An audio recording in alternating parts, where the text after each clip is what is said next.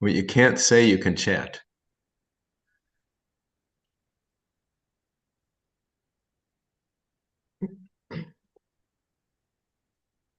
All right. So either Dana or Panchatattva Prabhu can lead us off in some kirtan before we start our reading. Go ahead, Dana. Would you like to? Oh, I was going to say that's all yours. You're the expert. No, no, no. No expert here. If you'd like to, go ahead.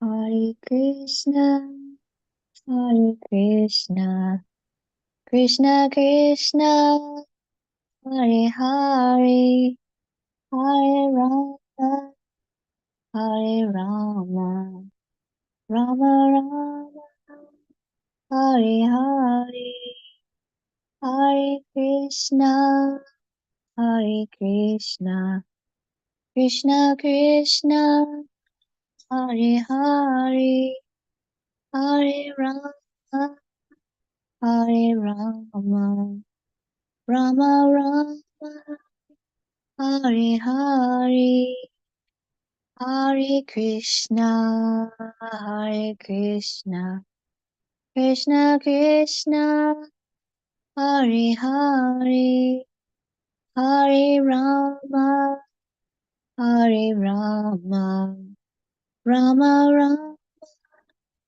Hare Hare, Hare Krishna, Hare Krishna, Krishna Krishna, Hare Hare, Hare Rama, Hare Rama, Rama Rama, Hare Hare, Hare Krishna, Hare Krishna, Krishna Krishna, Hare Hare, Hare Rama, Hare Rama, Rama Rama, Hare Hare, Hare Krishna, Hare Krishna, Krishna Krishna, Hare Hare, Hare Rama, Hare Rama, Rama Rama, Hare Hare, Hare Krishna, Hare Krishna, Krishna Krishna, Hare Hare, Hare Rama, Hare Rama, Rama Rama, Hare Hare. Jai.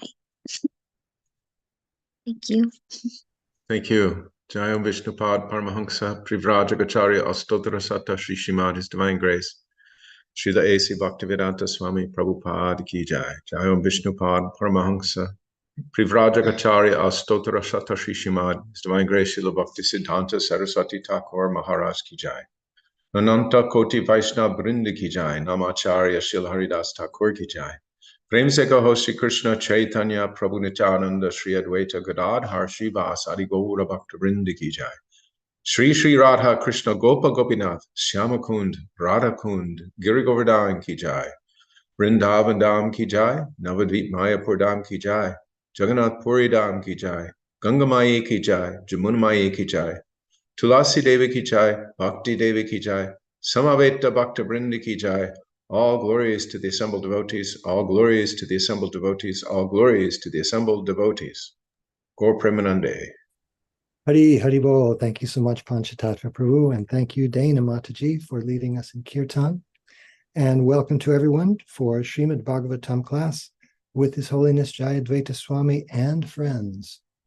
Not sure if Maharaj is going to be with us tonight, but we can still be friends. It is Monday, December 4th, 2023, and we're reading in the third canto, Srimad Bhagavatam, 26th chapter, Fundamental Principles of Material Nature. And it looks like we're starting tonight. Someone can correct me with texts 23 and 24. They're grouped together as a single entry. If that sounds right, we can proceed in this way. All right. So we can say Om Namo Bhagavate Vasudevaya.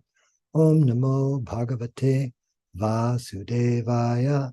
Om Namo Bhagavate Vasudevaya. Let's see. And this is a pretty chunky purport. Panchatattva Prabhu, are you up to starting us off with verses 23 and 24? Sure, I'd be happy to. Hare Krishna.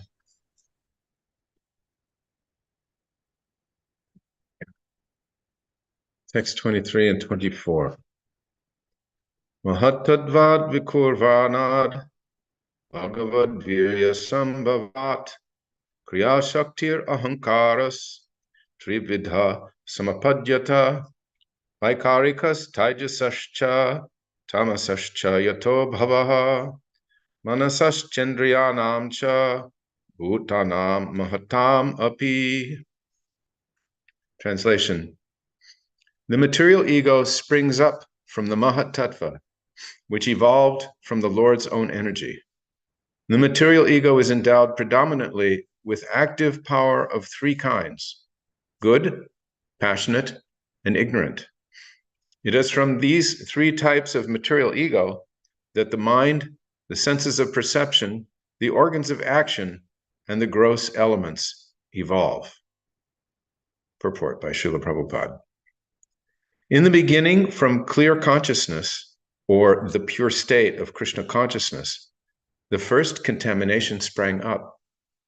This is called false ego, or identification of the body as self. The living entity exists in the natural state of Krishna consciousness, but he has marginal independence, and this allows him to forget Krishna.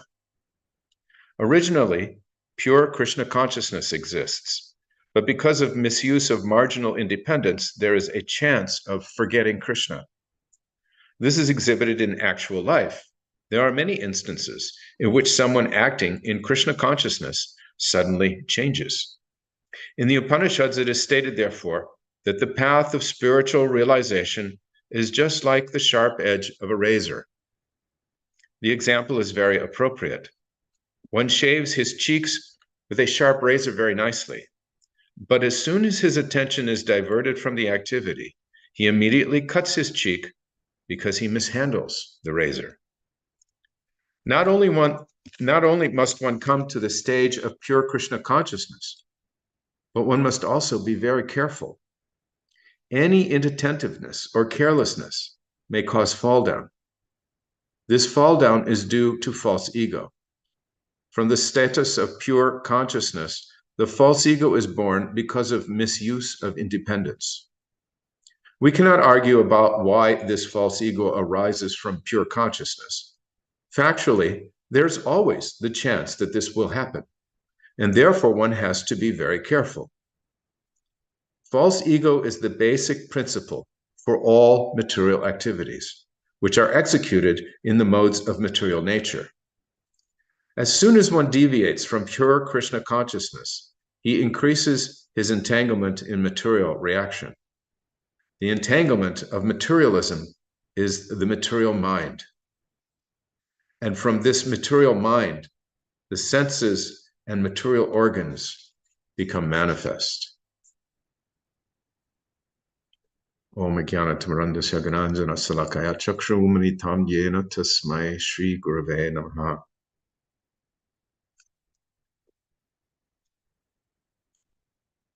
The material ego springs up from the Mahat Tattva, which evolved from the Lord's own energy. The material ego is endowed predominantly with active power of three kinds: good, passionate, and ignorant. It is from these three types of material ego that the mind, the senses of perception, the organs of action, and the gross elements evolve.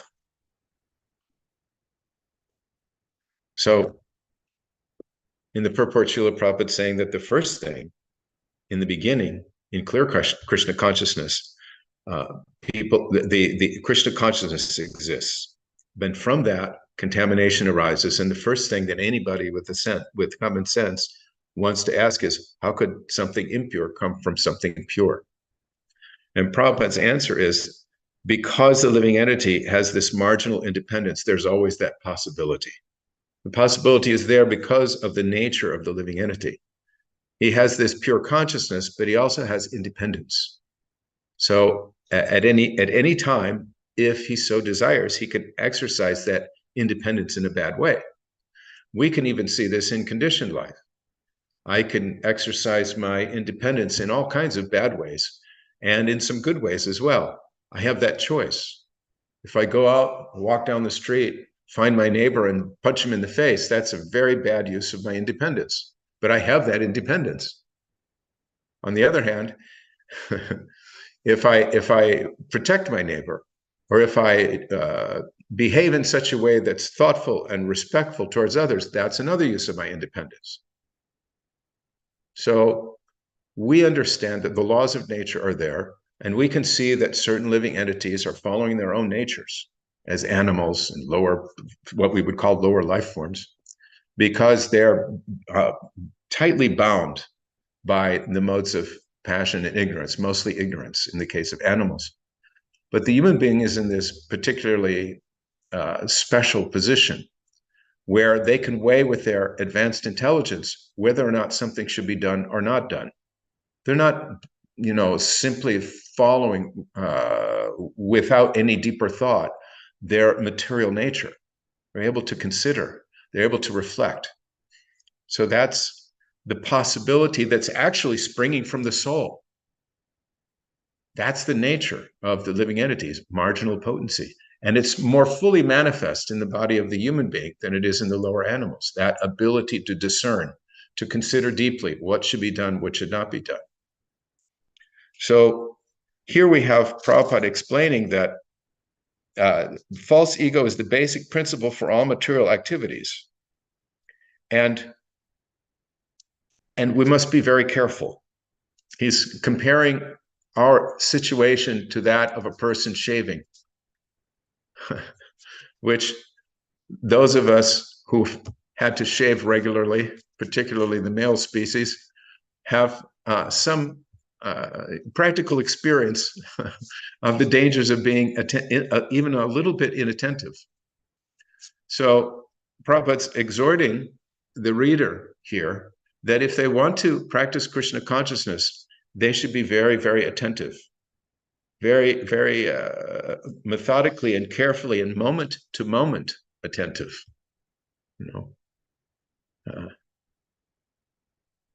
Yeah.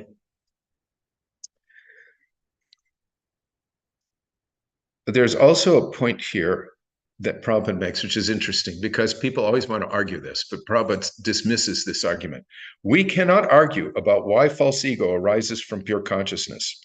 Factually, there is always the chance that this will happen, and therefore one has to be very careful. Prabhupada dismisses the argument that, well, how is it possible that false ego could arise from pure consciousness? Prabhupada simply says, not only is it possible, but you have to treat this very, very carefully, because it's in our nature.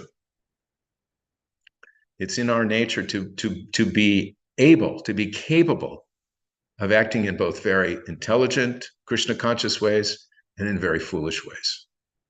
So you'll find among the devotees that there's a culture of knowledge and nescience. And if one becomes subjugated to nescience, then he's in a very, very bad predicament.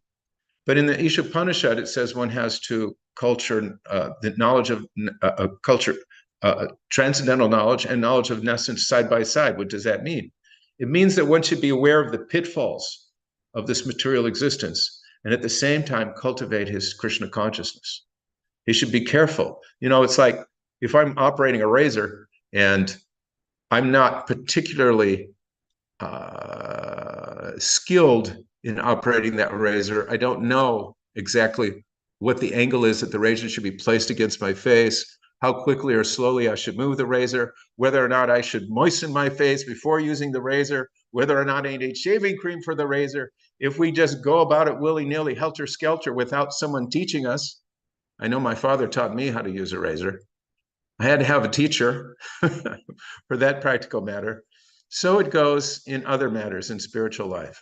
We take shelter of an authority, spiritual authority, can help us to walk this fine line and to understand. You see here, how many morning walk conversations, for example, can you hear Prabhupada using examples from nature as they walk around, saying, see what's happening here? See what's happening here? There's one that I particularly remember where they were standing by a tree, and on the ground there was some bird droppings in the same spot, quite a few of them. And Prabhupada turned to his disciples and said, well, what does this mean? And the disciples were scratching their heads and saying, well, the birds are around here and so forth. He said, no, it means that the bird is attached. Even the bird is attached. He's attached to his sitting place in the tree. And he's using the example of this bird to illustrate the power of material attachment. So this material ego, false ego, has an active power of three kinds: good, passionate, and ignorant. It's also interesting that point is being made, that the material ego has this power in goodness, not just in passion or ignorance, but also in goodness. We would take that, a person situated in goodness as being, very elevated and very special and extraordinary, but his or her position is also in false ego. Until they come to the platform of Shuddha Sattva, there's contamination there. Until they come to the platform of unadulterated, pure ego, pure identity, I'm an eternal servant of Krishna. And until their activities are cent%, moment to moment, based in Krishna consciousness, there's this risk. There's this risk. Hare Krishna. We have a hand up from Saraswati Mataji. Pranams to all. Yes, I just wanted to say how Srila Prabhupada says that you can have accidents even on the most royal road, and how bhakti, walking the path of bhakti, can be like walking on a knife's edge. Today I was reading the Ramayana, and of course we know what happens to the outcome of when Lord Rama was going to be coronated, and just the night before, all this chaos that ensued, which is just the nature of this material universe. Anytime, any place, whatever plans you make, and all of a sudden everything turns topsy-turvy. And one example of how one can be completely misled, even when you have a good heart, is the example of Caitanya, how she loved Lord Rama actually more than even her own son, but yet it took just a little bit of persuasion from her maidservant Mantra to convince her to go against this love she had for Rama and demand that her son Bharat take the throne. And then and by manipulating her husband Dasarath, who she knew that she was his favorite queen, and that she'd extracted these two promises from him, which now she can cash in. And all of this, there was this, she was a little bit proud of this, of her beauty, of being the most beloved of the queens, and having superior Kshatriya skills, which the other queens may not have had in the quantity that she had. So she wanted to secure the fame of being the queen mother. So even though she had this love for Lord Ram, Mantra saw that weakness and how to exploit it. And it's just like with our material, subtle body, false ego, mind, and intelligence. If there's just even a little something there, it can bring you down. And it's interesting that Mantra, then her name Mantra, has the word man, which means mind, as part of her name.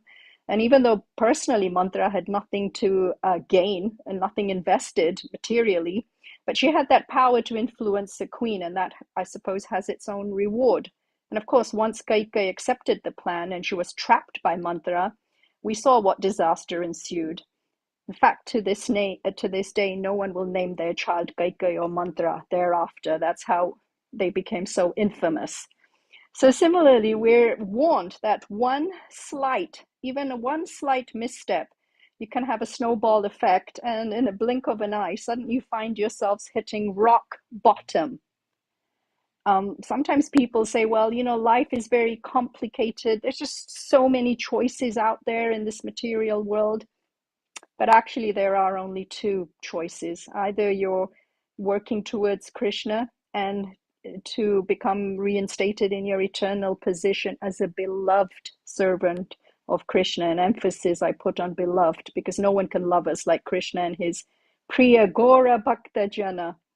All the other choices to turn away from Krishna, and you're still serving, but now you're a slave to Maya, seeking some elusive, phantom, glorious happiness that's never to be found. Instead, you get this forced feeling of contentment that, you know, any suffering that inevitably comes along, you can manage it. It's endurable. It's inevitable that there will be suffering. And you don't need to ask why you have to suffer in the first place. And this, what you seem to think is paradise. So it's very simple in one sense, and yet it can get complicated when you have all these voices inside your head telling you you be the victor, you can conquer everything, you're lord of everything that you survey. Hare Krishna. Thank you. Thank you so much, Mata. And thank you, Panchatattva Prabhu.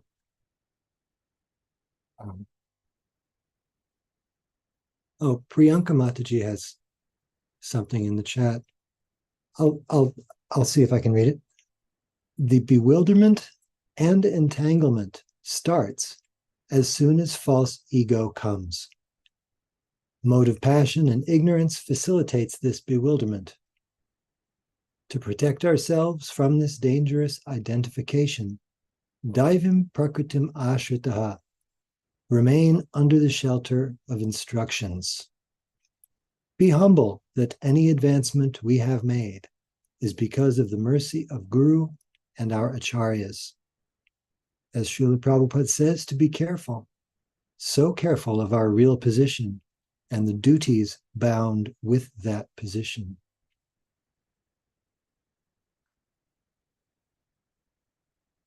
Yeah, he says in the purport, as soon as one deviates from pure Krishna consciousness, he increases his entanglement. And then he says, the entanglement of materialism is the material mind. That's the entanglement. Everything proceeds from there. I looked at Srila Vishwanath Chakravarti Thakur's purport to this verse. It's very short, and in one sense, very technical. He's speaking to a 19th century Vaishnava audience, whereas Prabhupada's speaking to us. And so Prabhupada brings it right down to don't cut yourself when shaving, which I think is very, very helpful. Just to slightly expand, hopefully, on something Panchatattva very helpfully pointed out, highlight in this verse, is how Prabhupada says, we cannot argue about why false ego arises from pure consciousness. Even though he has said this, and he has said this on numerous occasions, still, you'll find people that want to argue about it. And I was thinking about how we are on the other side of that choice to turn from Krishna. We're facing the catastrophic repercussions of that choice. And when you're facing the catastrophic repercussions of a very bad choice, like, gee, I wonder what it would feel like if I stepped off of, this cliff. Once you're on the other side of that choice, it does you no good whatsoever to think, gee, why did I do that? How did that happen? The only thing you could do is to get out of the situation and accept the help that the EMTs are offering you. Panchatattva Prabhu has his hand up. Yeah, I just wanted to comment on this other sentence here in the purport, which is, as many of Prabhupada's sentences, is laden with meaning, and there may be some backstory.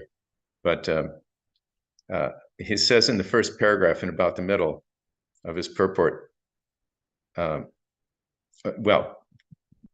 sentence before, originally pure Krishna consciousness exists, but because of misuse of marginal independence, there is a chance of forgetting Krishna. And then he says, this is exhibited in actual life. There are many instances in which someone acting in Krishna consciousness suddenly changes. So, that's just a statement of fact. We may have our own personal experiences, or know devotees who have been in this predicament. They seem to be following along very nicely, and suddenly they're,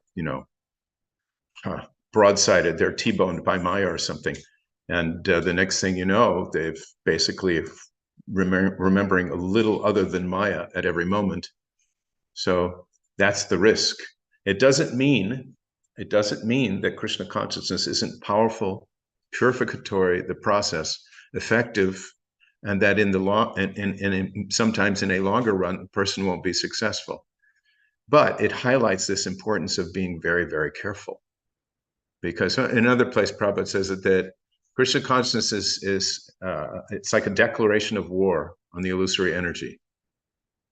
You're taking the conditioned soul after untold births is now taking a stand against the flow of material, the illusory energy, and is saying, I'm not going to do this anymore. I'm going to follow my spiritual master. I'm going to chant Hare Krishna. And Maya is going to say, okay, let's see how determined you are. Right away. So we have to be very careful. Yes, and riffing off of something Saraswati Mataji pointed out, Manthara's motivation for acting in the way she did was, to me, the way that she pointed it out makes complete sense, because why do we make what later we discover to be bad decisions? And often it's just because we can. Just having that capacity for independent, willful action is in itself sometimes intoxicating enough to just push us over the edge of proper, dharmic behavior. And we see how the corrupting influence of power, if you're like, for example, when Hiranyakashipu had been, rotting away and performing his austerities, as soon as Brahma sprinkled some water from his kamandalu upon the body of Hiranyakashipu, he was just as strong as thunderbolts. He felt like he could do anything to anyone, get anything, and that sort of power was and is so intoxicating. And it may also be, I don't think this is a dangerous speculation, may also be why Krishna tends to keep his devotees poor.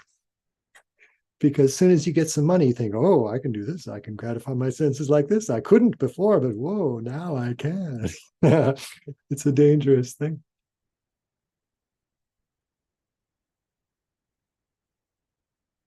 Also, Murari Gupta Prabhu says, our process is very fast, but when moving fast, a small deviation is very significant.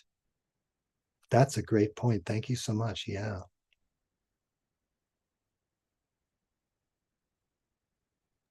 Sometimes I think of it in terms of Shreyas and Preyas as well. The idea that there's an immediate gain and a long-term gain, and it's so easy. It's so easy to go for that short-term gain, which is so typical of material sense gratification. I can enjoy now. Why should I put off my enjoyment, my sensory satisfaction, when I can get it immediately? Mm-hmm. Right. But then we're reminded that Prabhupada describes the process of bhakti as slow and steady. I liked when you were going into some detail describing the parameters of shaving, because, as you say, those of us in male bodies who have had this experience of scraping the face with the razor blade know that it's a nuanced affair. One must exert just the right amount of pressure, go in just the right direction, at the right speed, with the proper conditions of the face, or there will be trouble. And we've experienced all of this. And that's the case for devotional service as well. We have to keep ourselves healthy in a fit condition to execute our devotional activities. We can't go faster unnaturally than we're allowed by the material energy. Prabhupada has given us a very sane, reasonable, slow, and steady process. I was thinking about that razor's edge analogy that Prabhupada gives too, and I think Prabhupada came from an age when people used flat razors. It was just an open razor. It's like a knife with a razor's edge. Now they put them in cartridges, and you really have to work at it to slice yourself well with them. But imagine that kind of shaving. Yeah, one might ask whether there is a 5-blade safety razor of bhakti that we can employ, or even perhaps a Braun electric. Anyway. All right, Krishna. Shall we move on to our next verse? Srila Vishwanath has a very short purport, and like I say, Prabhupada has given us a lot here. 25. Let's see. Dana, would you like to read 25? Sure. Srashirasam sakshat yamanatam prakshakshate sankarshan kayam parusham utedriya manomayam. Translation. Threefold Ahankara, the source of the gross elements, the senses, and the mind, is identical with them because it is their cause. It is known by the name of Sankarshana, who is directly Lord Ananta with 1,000 heads. I posted both 25 and 26 together since 25 doesn't have a purport. Sure. Would you mind reading the next one too? Sure. Kartritvam karantvam cha karyatvam chati lakshanam shanta gora vimudhatvam itiva syad ahankritahi. Translation. This false ego is characterized as the doer, as an instrument, and as an effect. It is further characterized as serene, active, or dull according to how it is influenced by the modes of goodness, passion, and ignorance. Purport. Ahankara, or false ego, is transformed into the demigods, the controlling directors of material affairs. As an instrument, the false ego is represented as different scenes, senses, and sense organs. And as the result of the combination of the demigods and the senses, material objects are produced. In the material world, we are producing so many things, and this is called advancement of civilization. Factually, the advancement of civilization is manifestation of the false ego. By false ego, all material things are produced as objects of enjoyment. One has to cease increasing artificial necessities in the form of material objects. One great acharya, Narottama Dasa Thakura, has lamented that when one deviates from pure consciousness of Vasudeva or Krishna consciousness, he becomes entangled in material activities. The exact words he uses are Sat Sangha Chadi Kanu Asat Vilasa Te Karne Lakila Yi Karma Banda Pansa. I have given up the pure status of consciousness because I wanted to enjoy in the temporary, material manifestation. Therefore, I have been entangled in the network of actions and reactions.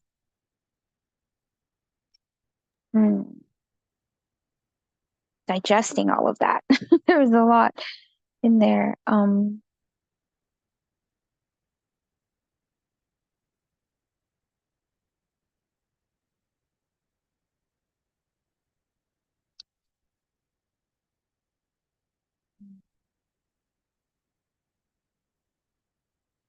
I think it's interesting to look at it like when just how it opens up. The false ego is transformed into the demigods, the controlling directors of material affairs. And like, isn't that so true, right?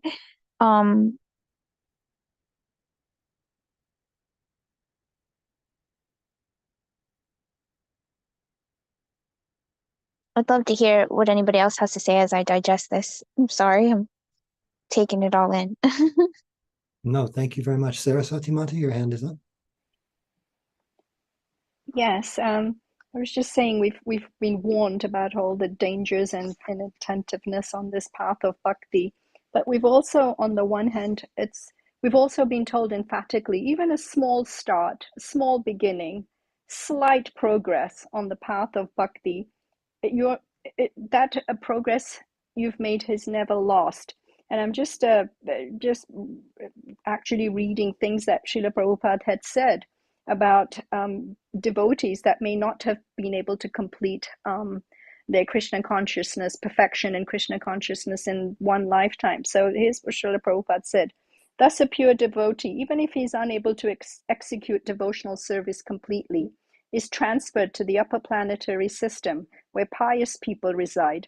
From there, if his devotional service is complete, such a devotee is transferred to the place where the Lord's pastimes are going on. And also, he quotes like Srimad Bhagavatam 11:542.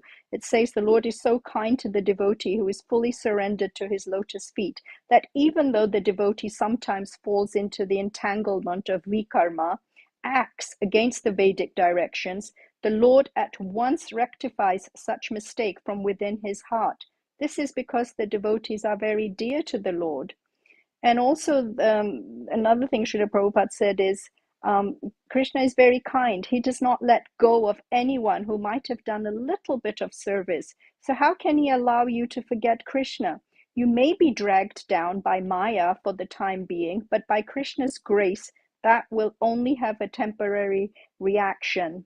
And also Srila Prabhupada, when he's answered letters of some devotees who might have been experiencing some problems on the path to bhakti, Prabhupada has said he's always taken such good care of the devotees. And in one letter he says, I see that you are feeling not well. I advise you therefore to come and live with me so that you can be freed from the doubts. Sometimes Maya disturbs us, but that does not mean any serious drawback. So if you feel too much uneasy, you can come and live with me for some time and everything will be set up. So it just shows how caring and protective Srila Prabhupada was of his disciples, that if he sensed in a letter that a disciple is struggling, well, it doesn't matter with what it could be that they're struggling with. At the end of the day, it's Maya's attack. He was very, very protective, and he wanted them to come and spend some time with him. That's love. That's so personal. That's one-to-one. No matter how many disciples he had, each and every one of them he was protective of. Sometimes we think, we have thousands of disciples. How can you get that one-on-one? But he did give that one-on-one. So to me, it just gives so much reassurance to anyone who's struggling, anyone who has doubts that they can make it. I know I have so many doubts. All I see is my failures. Sometimes I even ask myself, how can I be part and parcel of Krishna? How can it be that I can be a part and parcel of Krishna? It's a lot, because I see all my shortcomings. In fact, I was reading the Nectar of Devotion and the qualities that a devotee was supposed to have. And as God is my witness, I'm telling you, I don't have a single one of those qualities that were listed. Not one. That was how eye-opening it is, that after all these years, I haven't got not even one quality that was listed in the Nectar of Devotion. But you know what? I keep telling myself, no, our Guru Maharaj, Srila Prabhupada, even if you're that much of a disappointment, the fact that you're trying every day, you're trying to do something more, they're seeing it. And that is reassuring to me. Hare Krishna. Hare Krishna. Thank you so much. Yes. Along the lines of Prabhupada spending one-on-one time with devotees. His Holiness Jayadvaita Swami recently spoke at Prabhupada's Disappearance Day observance in Florida, and he was saying, he was encouraging devotees to, when you sit down to read Prabhupada's books, which you should do every day, you should take that as your time to be alone with Srila Prabhupada and say, what does Srila Prabhupada have to say to me right now, today? Because that's why he wrote those books, so that he could be present in everyone's life. I remember someone, I don't remember who it was, but someone was saying, you can read the purports like this, like they're a letter to you. My dear such and such Das or Dasi, please accept my blessings. Read the purport, then finish it with your ever well-wisher, A.C. Bhaktivedanta Swami Prabhupada. Yeah. When I was first hearing this purport being read, when Dana led us off with the first sentence of the purport, Ahankar is transformed into the demigods, the controlling directors of material affairs. To me, that sounds quite lofty and a very subtle point of higher realms of reality than I'm used to dealing with. But then I thought, wait a minute, the demigods are actually, they're like the nervous system of the universe. They're the ones who are actually doing things. They're the ones who actually are empowered as administrative representatives of Krishna to get things done in terms of the whole running of material nature. They're like wired in like the nervous system of the universe. That's how Ravindra Swarup Prabhu often describes the demigods. And so that's the principle of false ego, ahamkara. It's the I maker, that thing that makes us think that we are not only special and powerful, but able to do things. That's gifted to the demigods. We down here in the lower echelon of human society, we're just carried on like, we're basically strapped into the roller coaster car and say, good luck. Our potency for enacting things is severely limited compared to the demigods. Srila Vishwanath points this out in his purport as well. He says, kartritvam, or doership, indicates the devatas of the senses. We're very proud of our senses and our capacity to do stuff, but the demigods are the ones who are really getting things done.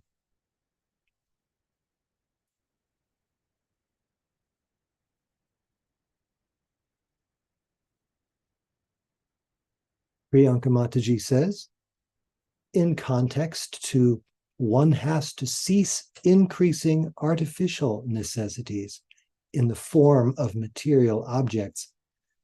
She says, this reminds of one of the Sri Ishopanishad invocation verse. We don't need to work hard to acquire those artificial material necessities, as we have everything already. This hard work causes false ego to get more strengthened. As the more we work for something, the more affection we develop for that object. The more affection means more entanglement. Yes, exactly. That's exactly right. Isn't it the nature of someone who works very hard all day, every day of the week? What do they want to do on the weekend? Do they want to work more? No, they want to enjoy. They want to, yeah. Anyway, Hare Krishna.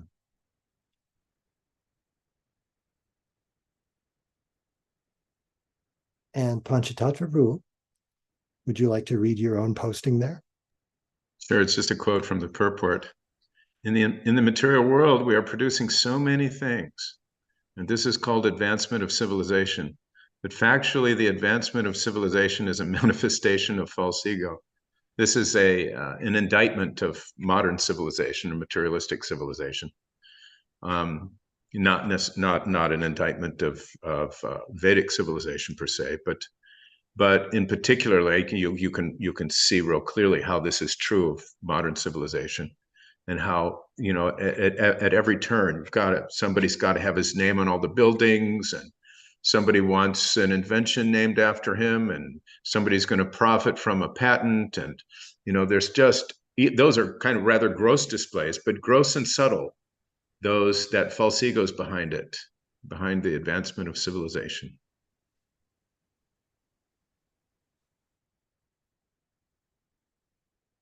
In other places, he'll use the term unnecessary necessities. And if that isn't an indictment of the capitalist philosophy, I don't know what is. You can't eat nuts and bolts. We're producing so many things. This is called advancement of civilization. Hare Krishna. Shall we move on? Is there more discussion here? All right. Let's see. 27. I was wondering if Madhupati Prabhu is able to read since he's here. That would be really, really nice to hear from him. If he's willing to read and comment, that would be great.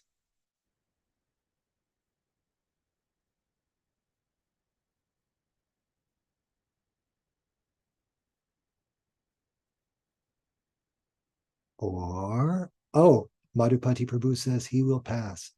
All right then. Hare Krishna. Saraswati Mataji, would you like to read text 27? Could we ask someone else to read? Sure. If not, then I will read, but maybe someone else can read. I think I've talked a lot today. Hare Krishna. Victoria is on the meeting. Would you like to read text 27? Do you have that capability? Do you have the verse up in front of you? Krishna.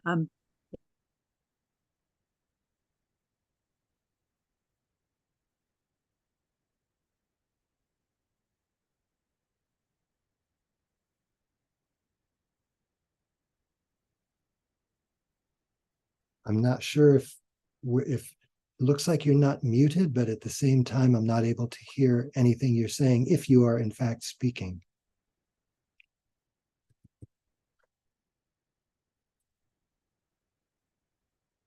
Or maybe Panchatattva Prabhu, if you don't mind, you can read 27, and it's almost our time. It's a short purport. Vaikarikad vikurvanan manastatvam ajayata yat sankalpa vikalpabhyam vartate kama sambhavaha. From the false ego of goodness, another transformation takes place. From this evolves the mind, whose thoughts and reflections give rise to desire. Purport. The symptoms of the mind are determination and rejection, which are due to different kinds of desires. We desire that which is favorable to our sense gratification, and we reject that which is not favorable to sense gratification. The material mind is not fixed, but the very same mind can be fixed when engaged in the activities of Krishna consciousness.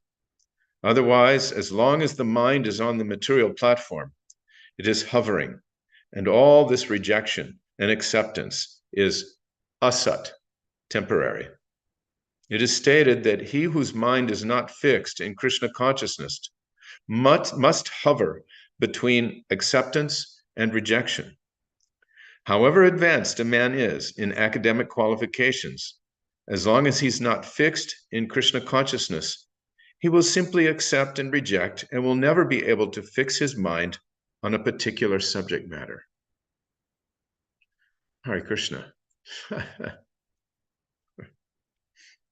Sometimes the mind is described as chanchala. Chanchala means flickering. So the mind flickers. It goes this way, this way, this way. Maybe I should do this. Maybe I should do that. Sometimes people resort to drugs just to slow the mind down a little bit because it's such a whirlwind that they're so disturbed by it. Other more intelligent people will try some form of meditation or breath control or something. But really, to get to the core of the problem, the core of the issue, to train the relentlessly surging mind, one has to become Krishna consciousness or Krishna conscious. Otherwise, the mind will keep bucking. And Krishna explains that in Bhagavad Gita. He says that the mind can be the best friend, but it can be the greatest enemy. For one who has controlled the mind, brought the mind under control, it can be the best of friends. But otherwise, it remains the greatest enemy. Why? Because of this. Because accepting, rejecting, and on this basis, we desire that which is favorable to our sense gratification, and we reject that which is not favorable to sense gratification. That is a recipe for disaster. Sooner or later, one small disaster followed by one large one or 100 large ones, that's the result of hovering on the mental platform. And again, early in the Bhagavad Gita, Krishna tells Arjuna that the sages, they determine what is sat and what is asat, what is eternal, in other words, the soul, what is temporary matter, right, in terms of its flux. So a sage, an intelligent person, a person who's sober and interested in his real welfare, will try to make this distinction so that he can avoid being involved in asat, or temporary things, and desiring temporary things, and cultivating temporary sense gratification. Instead, he cultivates that knowledge of that which is eternal and activities on the platform of eternality.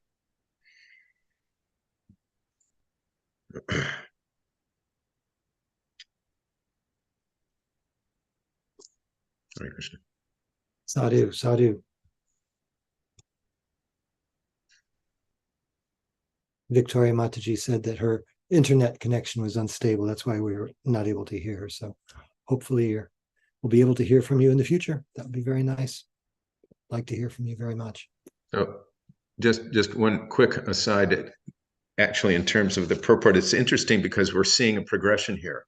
What comes out of the motive, out of false ego and goodness, then false ego and passion, then false ego and ignorance. We're being taken on a tour of how it works.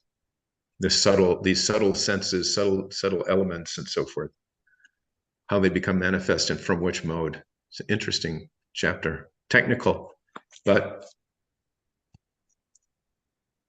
part of Krishna's glories. Yeah. Yeah. Oh, Priyanka Mataji posted the verse I was thinking of directly related to here about the why the mind is not fixed. 244. Bhogaishvarya prasaktanam tahya prahitta chetasam vyavasayatmaka buddhi samadho na vidhiyate.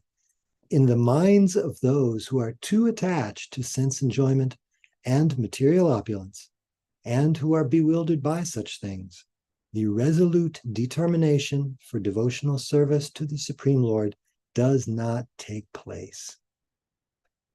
Thank you very much. That's right on point. And it is 7:57. It's time for another kirtan. Hare Krishna. Prabhu.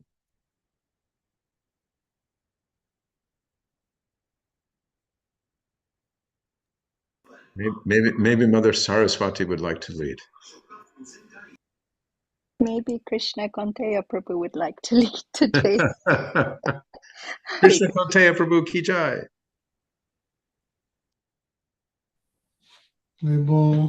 Jai. Hare Krishna, Hare Krishna, Krishna Krishna, Hare Hare, Hare Rama, Hare Rama, Rama Rama, Hare Hare, Hare Krishna, Hare Krishna, Krishna Krishna, Hare Hare, Hare Rama, Hare Rama, Rama Rama, Hare Hare, Hare Krishna, Hare Krishna, Krishna Krishna, Hare Hare, Hare Rama, Hare Rama, Rama Rama, Hare Hare, Hare Krishna, Hare Krishna, Krishna Krishna, Hare Hare, Hare Rama, Hare Rama, Rama Rama, Hare Hare, Hare Krishna, Hare Krishna, Krishna Krishna, Hare Hare, Hare Rama, Hare Rama, Rama Rama, Hare Hare, Hare Krishna, Hare Krishna, Krishna Krishna, Hare Hare, Hare Rama, Hare Rama, Rama Rama, Hare Hare, Hare Krishna, Hare Krishna, Krishna Krishna, Hare Hare, Hare Rama, Hare Rama, Rama Rama, Hare Hare, Hare Krishna, Hare Krishna, Krishna Krishna, Hare Hare, Hare Rama, Hare Rama, Rama Rama, Hare Hare, Hare Krishna, Hare Krishna, Krishna Krishna, Hare Hare, Hare Rama, Hare Rama, Rama Rama, Hare Hare, Hare Krishna, Hare Krishna, Krishna Krishna, Hare Hare, Hare Rama, Hare Rama, Rama Rama, Hare Hare, Hare Krishna, Hare Krishna, Krishna Krishna, Hare Hare, Hare Rama, Hare Rama, Rama Rama, Hare Hare, Hare Krishna, Hare Krishna, Krishna Krishna, Hare Hare, Hare Rama, Hare Rama, Rama Rama, Hare Hare, Hare Krishna, Hare Krishna, Krishna Krishna, Hare Hare, Hare Rama, Hare Rama, Rama Rama, Hare Hare, Hare Krishna, Hare Krishna, Krishna Krishna, Hare Hare, Hare Rama, Hare Rama, Rama Rama, Hare Hare, Hare Krishna, Krishna Krishna Krishna, Hare Hare, Hare Rama, Hare Rama, Rama Rama, Hare Hare. Jayo Vishnupad Brahmsa Parivag Jagacharya Astutar Sat Shri Srimad His Divine Grace Nisi Bhaktivedanta Swami Srila Prabhupada Ki Jai Ananta Koti Vaishnava Vrinda Ki Jai Srila Haridas Thakur Ki Jai ISKCON Founder Sarya Savior of the World Srila Prabhupada Ki Jai Prem Se Kaho Sri Krishna Chaitanya Prabhu Nityananda Sri Advaita Gadadhar Shivasari Gaura Bhakta Vrinda, Shri Vrindavan Dham Ki Jai, Shri Navadvip Dham Ki Jai, Mathura Dham Ki Jai, Jagannath Puri Dham Ki Jai, Samaveda Bhakta Vrinda Ki Jai, Gaura Premanandi Hari Hari Bol. All glories to some of the devotees, all glories to the some of the devotees, all glories to the some of the devotees. Jai Sri Guru Anuranga Hari Hari Bol. Jai, Jai. Thank you so much, Krishna Kante Prabhu. And thank you, everyone, for being here for Srimad Bhagavatam class. Srimad Bhagavatam ki Jai, Srila Prabhupada ki Jai, Jayadvaita Swami and friends ki Jai. If I can just interject, I don't know if this has been mentioned before, but YouTube does have some classes that Maharaj dropped in from Mayapur, December 1 and 2. If anyone's interested, they're reading from the Krishna book and right now the pastimes of the Kaliya snake. Hare Krishna. Hare Krishna. Samaveta Bhakta Vrinda Ki Jai. Jai. Gaur Premanande Hari Hari Bol. Oh, Hare Krishna, Hare Krishna. Thank you all so much. Hare Krishna. Thank you. Hare Krishna. Hare Krishna.